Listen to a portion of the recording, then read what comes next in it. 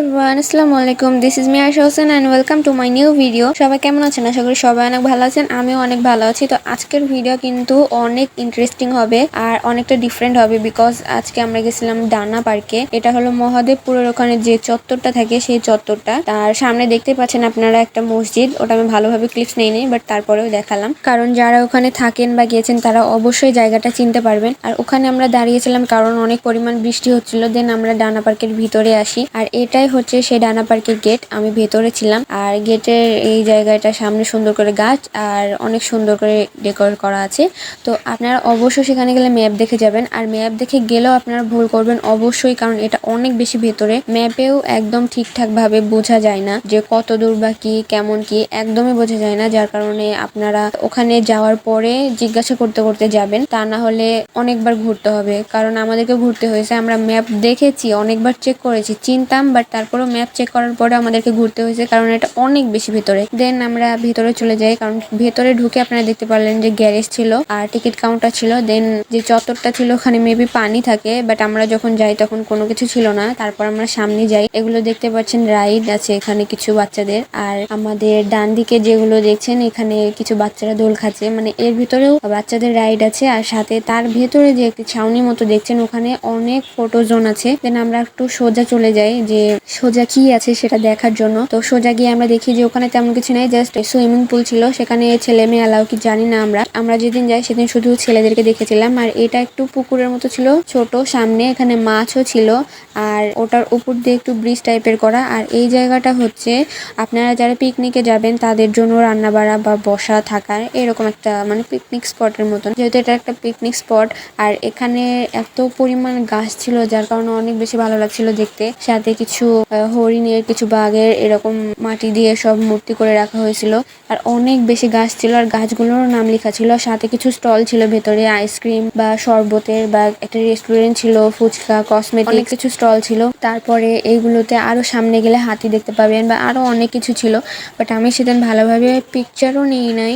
আর যখনই পিকচার তুলতে গেছি তখন অনেক বেশি ওয়েদার খারাপ ছিল সেই দিন, কারণ অনেক বেশি মেঘলা হয়েছিল আর আকাশটা একদম অন্ধকার হয়ে গেছিল। আমরা যাওয়ার কিছুক্ষণ পর পর এত পরিমাণ বৃষ্টি, আমরা দুইজন তো জাস্ট ভয় পেয়ে গেছিলাম যে আল্লাহ, পরে যদি এত বৃষ্টি চলতে থাকে ঘুরতে তো পারলাম না, বাট ব্যাক করবো কিভাবে, অনেক লেট হয়ে যাবে, তখন হয়তো বা রাত হয়ে যাবে এরকম। দেন আমরা অনেকক্ষণ আবার থামি। আপনারা দেখতেই পাচ্ছেন যে অনেক মানে নিচে অনেক পানি দেখতে পাচ্ছেন আপনারা, কারণ বৃষ্টি হয়েছিল তো অনেক পানি জমেছিল আর অনেক কাদা হয়েছিল। আর এগুলোতে ট্রেন ছিল বাচ্চাদের খেলার, আর অনেক কিছু ছিল।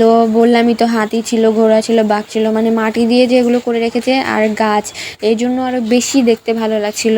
আর এত সুন্দর একটা মানে ভিউ, জাস্ট বলার বাইরে। আমার শরীরটা সেদিন অনেক বেশি খারাপ ছিল, যার কারণে আমার কোনো কিছু ভালো লাগছিল না, না কোনো ভিডিও করতে, না কোনো কিছু করতে। পিকচারও ভালোভাবে তুলিনি, যখনই তুলতে গেছি তখনই আবার অন্ধকার, সবকিছু মিলে ভালোভাবে এনজয় করতে পারি নাই। বাট নেক্সট টাইম আবার যাব।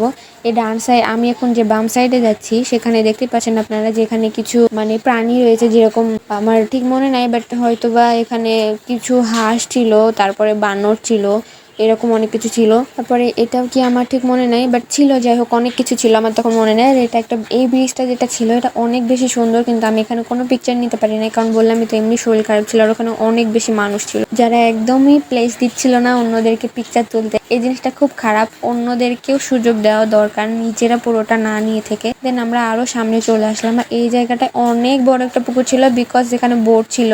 আপনারা যারা যাবেন অবশ্যই বোট চালাতে পারবেন, বাট আমি পুকুরে অনেক বেশি ভয় পাই, যার কারণে আমি আর যাই নাই। সাথে এখানে একটা ট্রেন ছিল যেটা হয়তো বা পুরাটা রাউন্ড দিবে মাঠে। আমি এইদিকে একটু ঘোরাফেরা করি, এখানে এসে কিছু পিকচার তুলছিলাম। দেন এখানে কিছুক্ষণ সময় দিই, এদিকে ওইদিকে ঘুরি বা একটু দাঁড়িয়েছিলাম বা বসেছিলাম।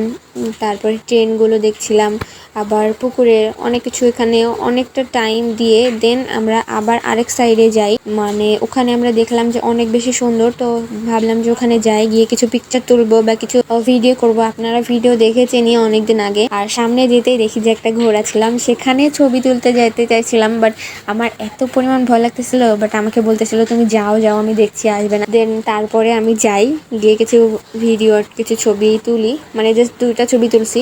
আর এই সাইডে এগুলো কিন্তু পিকনিক স্পট, এইদিকেও কিন্তু ভাড়া নেওয়া যাবে, মানে ওই দিকেও আছে প্লাস এই দিকেও আছে, যেই দিকে চাইবেন সেই দিকেই থাকা যাবে।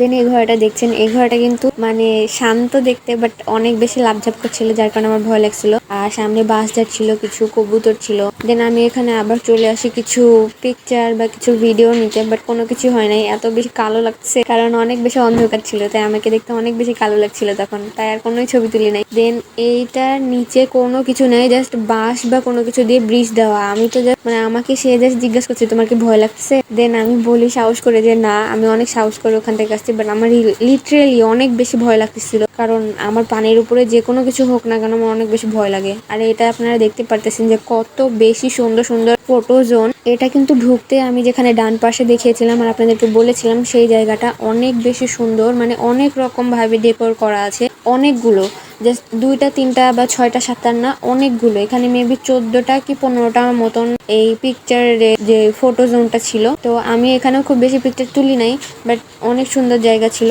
দেন পুরাটা ঘুরে অনেক বেশি মজা করেছি। আর ফটো জোন এক এক রকম ভাবে সুন্দর করে সাজানো ছিল। তো আপনারা অবশ্যই যেতে পারেন, কারণ অনেক বেশি সুন্দর একটা জায়গা। আর গাছপালা যেহেতু অনেক বেশি, তাই অনেক বেশি সুন্দর। আর ওয়েদারটা অনেক ঠান্ডা থাকে, যদিও রোদের মধ্যেও যান, বাট তারপরেও অনেক বেশি আরাম লাগবে। বাট এখন একদমই যাবেন না, কারণ বৃষ্টির সময় যারা দূর থেকে রাজশাহী থেকে যাবেন তাদের জন্য অনেক বেশি টাফ হয়ে যাবে, কারণ ওটা এত বেশি ভেতরে যে একবার বৃষ্টি হলে আপনারা ব্যাক করা মানে অনেক বেশি কঠিন হয়ে যাবে। কারণ বৃষ্টির সময় অত দূর থেকে হয়তো বা বাইকে আসেন বা কারে আসেন, যেভাবে আসেন না কেন অনেক বেশি রিস্ক হয়ে যাবে, যার কারণে এখন যাওয়ার কোনো প্রয়োজন নেই। আমিও যাব, নেক্সট দেখা যাক, হয়তো বা শীতের মধ্যে যাব বা কোনো এক সময় অবশ্যই যাব। তো আজকের ভিডিও এই পর্যন্ত। সবার কেমন লাগলে অবশ্যই কমেন্ট করে জানাবেন। আর যারা যারা এই জায়গায় গিয়েছেন অবশ্যই কমেন্ট করে জানাবেন আমাকে যে আপনারা কারা কারা গিয়েছেন আর কে কোথায় থেকে এই ভিডিওটা দেখতেছেন।